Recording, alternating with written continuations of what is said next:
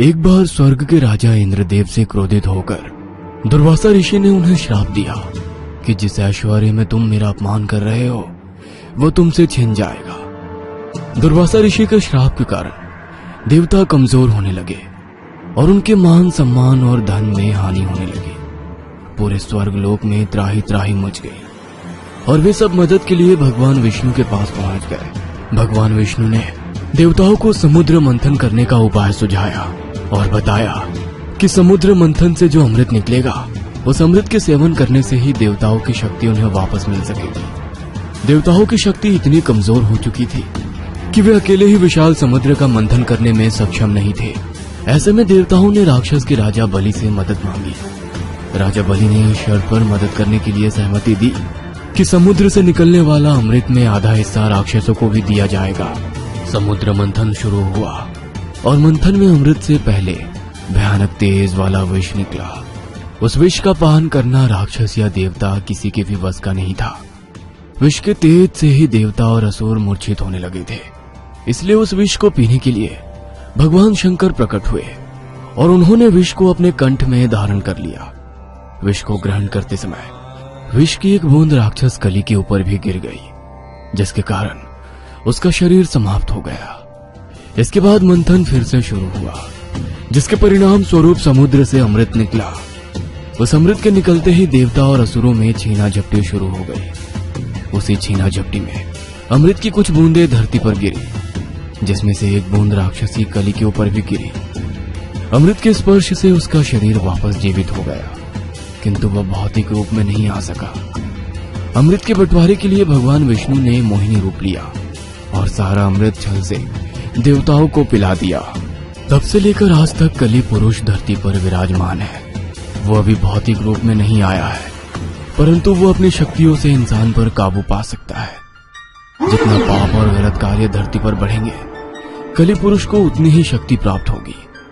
जब पाप अपने चरम पर पहुंच जाएंगे, उस समय कली भौतिक रूप में आ जाएगा और इंसानों पर राज करेगा।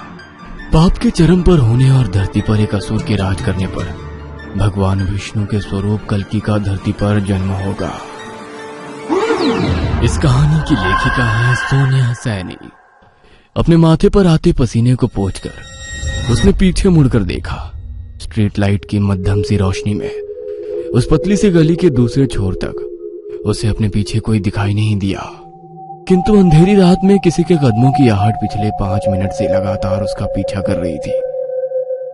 अनीता नाइट शिफ्ट खत्म करके अपने घर लौट रही थी। उसका घर मेन रोड से अंदर एक संकरी गली में पड़ता था, जहां तक कैब का पहुंच पाना संभव नहीं था। हर रोज की तरह उसने मेन रोड पर कैब रुकवाई और तेज कदमों से अपने घर की ओर बढ़ने लगी। रात के 2 बजे का समय था। हर तरफ गहरा सन्नाटा पसरा हुआ था। अचानक उसे अपने पीछे किसी के कदमों की आहट सुनाई दी। सूखे पत्तों पर किसी के कदमों से आने वाली कड़कड़ की आवाज उसकी नसों में अजीब सा डर भर रही थी। पीछे मुड़कर देख पाने की हिम्मत तो नहीं बची थी, लेकिन फिर भी उसने अपने डर पर काबू पाने के लिए एक बार फिर मुड़कर पीछे देखा। उसके पीछे रात के स्याहे अंधेरे के अलावा और कुछ भी दिखाई नहीं दे रहा था। 2-3 कदम आगे बढ़ाने पर एक बार फिर उसे लगने लगा जैसे कोई उसके पीछे पीछे आ रहा है। डर से उसका पूरा शरीर पसीना पसीना हो गया था। खतरा भांपकर उसने बिजली की सी तेज से अपने बैग की पॉकेट खोली और उसमें रखे स्प्रे की बोतल को निकालकर अपने हाथों में पकड़ लिया। बोतल हाथ में पकड़कर जैसे ही वो आगे बढ़ने को हुई, उसकी आंखों के सामने एक काला सा धुआं फैल गया। यह धुआं इतना घना था कि एक पल को उसे आगे बढ़ने का रास्ता भी समझ नहीं आया। अगले ही पल उस धुएं के पीछे से एक आदमी ने निकलकर एक भारी भरकम हथौड़ा उसके सर पर दे मारा। हथौड़े के उसके सर से लगते ही खून की एक धार सड़क पर बहने लगी। अनीता की आंखें इससे अधिक देखने के लिए खुली ना रह सकी और वो नीचे गिरकर बेहोश हो गई। उस व्यक्ति ने अनीता के सर पर एक के बाद एक दर्जनों प्रहार किए और निर्दयता से उसकी हत्या करने के बाद जोर जोर से हंसने लगा। अचानक ही एक धुएंनुमा आकृति उस व्यक्ति के शरीर से बाहर आई और धीरे धीरे एक विशाल दैत्य का रूप लेने लगी। 2 पल तक वह धुआं यूं ही दैत्य रूप में वहां खड़ा रहा और अगले ही पल वापस हवा में समा गया। अनीता को मारने वाला हत्यारा भी अपना खून से सना हथौड़ा संभालते हुए वहां से भाग निकला। अगले दिन हर समाचार की मुख्य पोस्ट पर अनीता की दर्दनाक मौत की खबर छपी हुई थी। अनीता की मौत पिछले कुछ दिनों में होने वाली 10वीं हत्या थी। कोई सीरियल किलर मासूम बेगुनाह लोगों को तड़पा तड़पा कर मार रहा था। मरने वालों के शरीर इतनी बुरी अवस्था में मिल रहे थे कि पुलिस के लिए भी जांच कर पाना कठिन हो रहा था। हर हत्या में कुछ बातें थी जो बिल्कुल कॉमन थी, जैसे मरने वाले सभी लोग सीधे सच्चे अच्छे इंसान थे। इन सभी की हत्या अमावस्या की रात को गहरे अंधेरे में हुई थी, खासकर ऐसी जगहों पर जहां कैमरा भी नहीं था, इसलिए कोई भी गवाह या सुराग नहीं मिल पा रहा था। आज फिर एक अमावस्या की रात थी। आधी रात को अपने आश्रम से निकलकर एक साधु जंगल की ओर बढ़ा जा रहा था। जंगल के बीचों बीच उसने महसूस किया कि कोई धुआंनुमा आकृति उसका पीछा कर रही है। साधु ने अपनी चाल तेज कर दी और वो जल्दी से वापस अपने आश्रम की ओर मुड़ गया। कुछ दूर चलते ही अचानक एक व्यक्ति उसके ठीक सामने आकर खड़ा हो गया। उसकी आंखें खून की तरह लाल थी। हाथ में चाकू पकड़कर वो क्रोध से साधु की ओर देखने लगा और एक जानवर की तरह उसकी ओर झपटा। साधु श्री नारायण हरि का नाम लेकर उसके हाथ से चाकू छीनने का प्रयास करने लगा। साधु ने अपने हाथों में रुद्राक्ष की माला लपेटी हुई थी। उस माला के स्पर्श होते ही वह हत्यारा बिजली के करंट की गति से उछलकर दूर जा गिरा। अगले ही पल जैसे वह हत्यारा होश में आ गया था, साधु को अपने सामने देखकर वो घबराकर पीछे हटने लगा। साधु की जोर से श्री नारायण हरि की आवाज सुनकर आश्रम में रहने वाले साधु और शिष्य बाहर निकल आए और उन्होंने हाथ में चाकू पकड़े हुए उस व्यक्ति को पकड़कर पुलिस के हवाले कर दिया। सच सच बताओ, आखिर तुमने क्यों इतने सारे लोगों की हत्या की? आखिर उन्होंने क्या बिगाड़ा था तुम्हारा? मैंने किसी को नहीं मारा साहब, मैं तो एक चोर हूँ। एक रात में चोरी करने के बाद शराब के नशे में धूत होकर अपने घर जा रहा था। अचानक ही मुझे ऐसा लगा कि किसी ने मुझे मेरे नाम से बुलाया है। पास जाकर देखा तो वहाँ एक काली सी परछाई दिखाई दे रही थी। उस दिन के बाद मेरे साथ क्या हुआ, मैंने क्या किया, मुझे कुछ नहीं पता साहब। पुलिस को कहानियां सुनाता है, हम तुझे बेवकूफ नजर आते हैं? हाँ, तूने एक दो नहीं पूरे 10 लोगों की इतनी निर्मम तरीके से हत्या की है कि कोई मान ही नहीं सकता ये इंसान का काम है।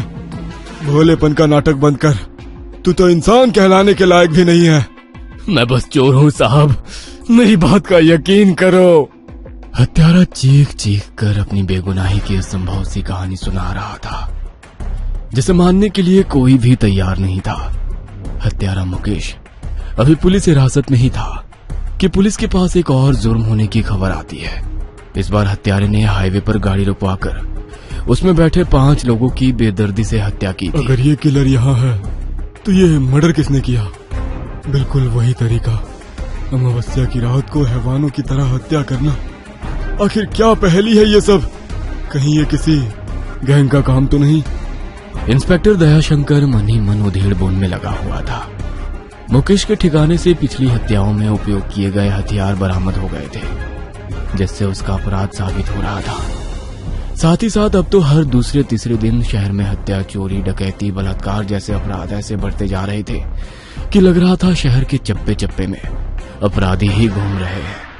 स्थिति पुलिस के नियंत्रण से बाहर हो गई थी। रात का समय था। अपने विचित्र केसों के बारे में सोचते सोचते दयाशंकर को नींद आ गई थी। अचानक ही उसे नींद में एक आदमी कुल्हाड़ी से छोटे बच्चे पर हमला करता नजर आया।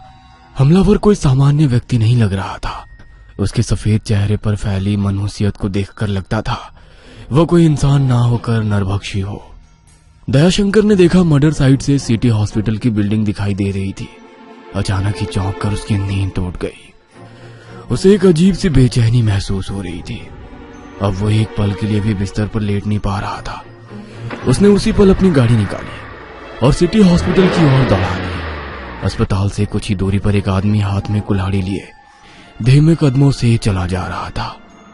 उसकी कुल्हाड़ी पर खून लगा हुआ था, जिससे टप टप कर खून टपक रहा था। दयाशंकर ने हड़बड़ाकर गाड़ी उस आदमी के सामने रोक दी, उसे गिरफ्तार करके गाड़ी में बिठाया और पास के घर में खुले दरवाजे से डरते हुए भीतर घुस गया।